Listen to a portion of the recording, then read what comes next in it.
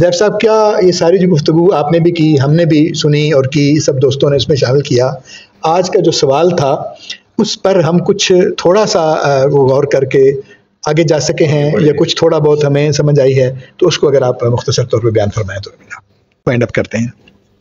جی، آپ کا جو سوال تھا اس کے مختلف پہلوؤں پر اور اس کی زبان پہ اور اس پہ ہر چیز پہ بات ہوئی ہے، اور ادب کیا ہے، صحافت کیا ہے، وہ ساری چیزیں جو ہیں وہ معرض بحث آ گئی ہیں.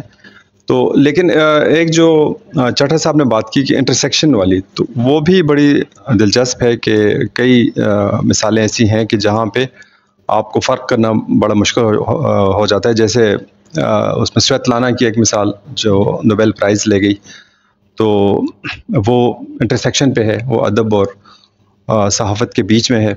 پھر اردو میں بھی کچھ مثالیں آپ کو مل جائیں گی ایسی. مثلاً علی پور کا ایلی جو ناول لکھا ممتاز مفتی نے، تو اس کو ناول کا نام دیا، لیکن جب وہ چھپ گیا اور مقبول ہوا تو بعد میں انہوں نے کہا کہ یہ تو ناول ہے ہی نہیں، یہ تو ساری باتیں اس میں سچی ہیں. اسی طرح سے احمد بشیر کا ناول ہے دل بھٹکے گا، تو وہ بھی ناول کے نام سے چھپا، لیکن وہ بھی ناول نہیں ہے، وہ بھی وہ مطلب فیکٹس پہ مبنی ہے.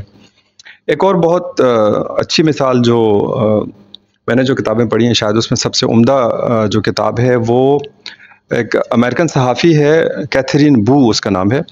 تو اس کی کتاب چھپی تھی 7-8 سال 10 سال پہلے، بیہائنڈ دا بیوٹیفل فار ایورس اس کا نام تھا. وہ دہلی کا اس کو بمبئی کا ایک سلم ایریا ہے، وہاں پہ 4 سال وہ جا کے رہی ہے، اور اس 4 سال کے دوران وہ جو علاقہ تھا وہاں کے لوگوں کو اس نے فالو کیا ہے. اور خاص طور پہ اس میں 2-3 فیملیز ہیں. ایک مسلمان فیملی ہے جو کہ جن کا کام ہی کوڑا اکٹھا کرنا، کچرا جو ہے وہ اکٹھا کرتے ہیں. کہیں سے کوئی پلاسٹک کی چیز مل گئی، کاغذ مل گیا، اس کو وہ جمع کر کے لاتے ہیں اور اس کو چھانٹ کے اور وہ پھر اس کو بیچتے ہیں مختلف جگہوں پہ جا کے. پلاسٹک ہے تو وہاں بیچ دی، ڈھکن ہے تو ادھر.